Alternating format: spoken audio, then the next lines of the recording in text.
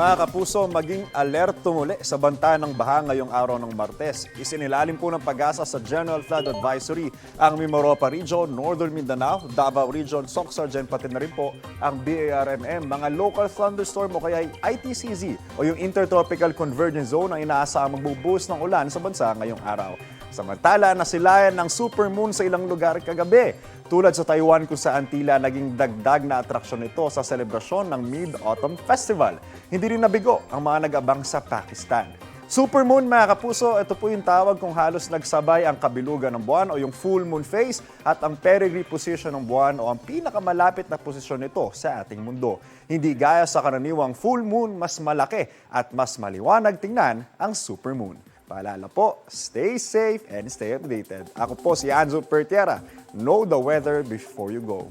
Para mag-safe lagi, mga kapuso. Kapuso, huwag magpapahuli sa latest news and updates. Mag-iuna ka sa balita at mag-subscribe sa YouTube channel ng GMA Integrated News.